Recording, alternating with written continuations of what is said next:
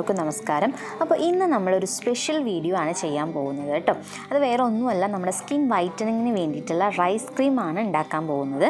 ഇതെങ്ങനെ അപ്ലൈ ചെയ്യുക എന്നുള്ളതും അതുപോലെ ഏതൊക്കെ സ്കിൻ ടൈപ്പിനാണ് ഇത് യൂസ് ചെയ്യാൻ പറ്റുക എന്നുള്ളതൊക്കെ ഞാൻ ഈ ഒരു വീഡിയോയിൽ പറയുന്നുണ്ട്. കൊറിയൻസ് അവരുടെ സ്കിൻ വൈറ്റനിങ്ങിന് വേണ്ടിയിട്ട് യൂസ് ചെയ്യുന്നത് വേറെ ഒന്നുമല്ല, ഈ ഒരു റൈസാണ് അത്ര കേട്ടോ. അപ്പോൾ ഈ ഒരു റൈസ് ക്രീം നമുക്ക് സ്കിൻ ബ്രൈറ്റനിങ്ങിനും അതുപോലെ സ്കിന്നിലെ വ്രിങ്കിൾസ് മാറാനൊക്കെ ഒരു അടിപൊളി ക്രീമാണ്. അപ്പോൾ ഈ ഒരു ക്രീം എങ്ങനെയാണ് ഉണ്ടാക്കുക നമുക്ക് നോക്കാം. അപ്പോൾ നമുക്ക് ഇതിനായിട്ട് വേണ്ടത് ഞാൻ കുറച്ച് പച്ചരിയാണ് എടുത്തിട്ടുള്ളത്. നിങ്ങളുടെ കയ്യിൽ ഏത് റൈസാണുള്ളത് വെച്ചാൽ അതെടുക്കാം. എന്നിട്ട് നമ്മൾ ചെയ്യേണ്ടത് ഇത് തലേ ദിവസം വെള്ളത്തിൽ കുതിരാൻ വെക്കണം. കുതിർന്നതിന് ശേഷം പിറ്റേ ദിവസം വേണം നമ്മളിത് യൂസ് ചെയ്യാൻ വേണ്ടിയിട്ട്. അപ്പോൾ യൂസ് ചെയ്യുമ്പോൾ നന്നായിട്ട് അരിയൊക്കെ നല്ല പോലെ കഴുകിയിട്ട് വേണം നമ്മൾ യൂസ് ചെയ്യാൻ. കുതിർത്തതിന് ശേഷം നന്നായിട്ട് കഴുകുക.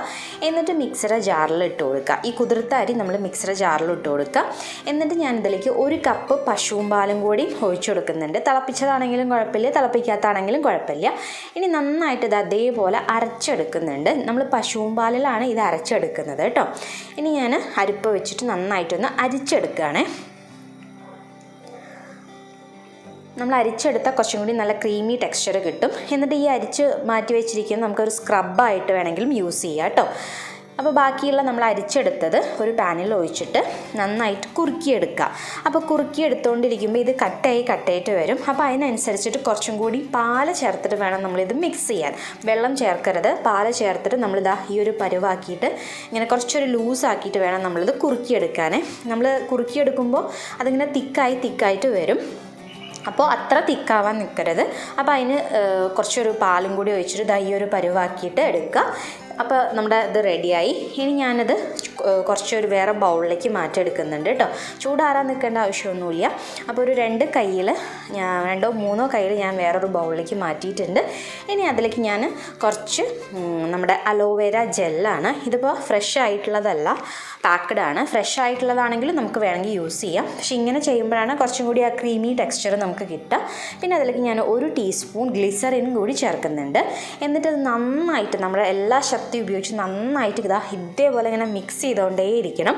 അത്യാവശ്യം നല്ല സ്പീഡിൽ തന്നെ കുറച്ച് സമയം ഇങ്ങനെ മിക്സ് ചെയ്താലാണ് നമുക്ക് നല്ല ആ ക്രീമി ടെക്സ്ചർ കിട്ടും. നമ്മൾ വാങ്ങിക്കുന്ന ആ ക്രീമിൻ്റെ ഒക്കെ ഒരു ടെക്സ്ചർ ഉണ്ടല്ലോ, അപ്പോൾ അത് കിട്ടണമെങ്കിൽ നമ്മൾ നല്ല ശക്തിയിൽ അതേപോലെ ബീറ്റ് ചെയ്ത് കഴിഞ്ഞാൽ നമുക്കിതാ ഇങ്ങനത്തെ ഒരു കൺസിസ്റ്റൻസിയിൽ കിട്ടും നമ്മുടെ ക്രീം. ആ ക്രീമിൻ്റെ ഒക്കെ ഒരു കൺസിസ്റ്റൻസി ഇതാണല്ലോ.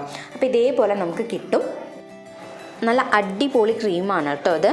ഒരാഴ്ചയ്ക്കുള്ളിൽ തന്നെ നിങ്ങൾക്ക് നല്ലൊരു റിസൾട്ട് കിട്ടും. പിന്നെ നിങ്ങളിപ്പോൾ ഏതൊരു പ്രൊഡക്റ്റ് യൂസ് ചെയ്യണമെങ്കിലും പാച്ച് ടെസ്റ്റ് നടത്തിയതിന് ശേഷം ഒന്ന് ട്രൈ ചെയ്യുക. കാരണം എല്ലാ സ്കിൻ ടൈപ്പിനും എല്ലാ ഇൻഗ്രീഡിയൻസും പറ്റിക്കൊള്ളണം എന്നില്ല. അപ്പോൾ പാച്ച് ടെസ്റ്റ് ചെയ്തതിന് ശേഷം കുഴപ്പമില്ല എന്ന് തോന്നിയാൽ മാത്രം നമ്മൾ ഈ ഒരു ക്രീം യൂസ് ചെയ്താൽ മതി കേട്ടോ. അപ്പോൾ നമ്മൾ ഈ ഒരു ക്രീം സ്റ്റോർ ചെയ്യേണ്ടത് എയർ ടൈറ്റ് ആയിട്ടുള്ളൊരു കണ്ടെയ്നറിലാണ്. വെള്ളമൊന്നും ഉണ്ടാവാൻ പാടില്ല. അപ്പോൾ ഞാൻ ഇങ്ങനത്തെ ഒരു കണ്ടെയ്നർ എടുത്തിട്ടുണ്ട്. എയർ ടൈറ്റ് അല്ല എന്നുണ്ടെങ്കിൽ അത് പെട്ടെന്ന് കേടുവന്ന് പോകും. പിന്നെ നമ്മൾ ഈ ഒരു ക്രീം ഫ്രിഡ്ജിലാണ് സൂക്ഷിക്കേണ്ടത്, അത് പ്രത്യേകം ശ്രദ്ധിക്കണം. അപ്പോൾ അതാ ഇങ്ങനെ നമ്മൾ റെഡിയാക്കി എടുത്തിട്ടുണ്ട് കേട്ടോ. നമ്മുടെ ക്രീമിനെ നല്ല എയർ ടൈറ്റ് ആയിട്ടുള്ള കണ്ടെയ്നറിൽ എടുത്തിട്ടുണ്ട്. അപ്പോൾ ഇനി ഞാൻ ജസ്റ്റ് ഇത് എങ്ങനെയാണ് അപ്ലൈ ചെയ്യുക എന്നുള്ളത് കാണിച്ചു തരാം. വേറെ ഒന്നുമില്ല, നമ്മൾ കുറച്ച് എടുക്കുക. നമ്മൾ നോർമൽ സാധാ ക്രീമോൾ എടുക്കണ പോലെ തന്നെ എടുക്കുക. അപ്പോൾ നിങ്ങൾക്ക് ഈ ഒരു ക്രീം അപ്ലൈ ചെയ്യുമ്പോൾ തന്നെ മനസ്സിലാവും അത് എത്ര പെട്ടെന്നാണ് നമ്മുടെ സ്കിന്നിലേക്ക് അബ്സോർബ് ആവുന്നത് എന്നുള്ളത്. നമ്മുടെ ഞാൻ കയ്യിലാണ് കാണിച്ചു തരുന്നത്. ഇതേപോലെ നമുക്ക് ഹോൾ ബോഡിയിൽ വേണമെങ്കിലും ഈ ഒരു ക്രീം അപ്ലൈ ചെയ്യുക കേട്ടോ. അപ്പോൾ അതാ കുറച്ച് എടുത്തിട്ട് നമ്മുടെ കയ്യിൽ നന്നായിട്ട് ഇങ്ങനെ മസാജ് ചെയ്ത് കൊടുക്കുക. അപ്പോൾ തന്നെ നമ്മുടെ ആ ഒരു സ്കിന്നിലേക്ക് ഈ ഒരു ക്രീം ഫുള്ളായിട്ട് അബ്സോർബ് ആവും. അങ്ങനെ ഇതേപോലെ നന്നായിട്ട് മസാജ് ചെയ്ത് പിടിപ്പിക്കുക. അപ്പോൾ തന്നെ നമ്മുടെ കൈയിൻ്റെ ഡിഫറൻസ് നിങ്ങൾക്ക് മനസ്സിലാവുന്നുണ്ട് വിചാരിക്കുന്നു. കാരണം നമ്മൾ ക്രീം തേച്ച കൈ കുറച്ചും കൂടി നല്ല സോഫ്റ്റും അതുപോലെ ഒരു ബ്രൈറ്റനിങ്ങും വന്നിട്ടുണ്ട്. അപ്പോൾ നിങ്ങൾക്ക് ഈ ഒരു വീഡിയോ ഇഷ്ടമാവുകയാണെങ്കിൽ ലൈക്ക് ചെയ്യണം, അതുപോലെ തന്നെ ഷെയർ ചെയ്യാനും മറക്കരുത് കേട്ടോ. അപ്പോൾ വീണ്ടും നമുക്ക് മറ്റൊരു നല്ലൊരു വീഡിയോ ആയിട്ട് കാണാം. അതുവരേക്കും എല്ലാവർക്കും ടാറ്റാ.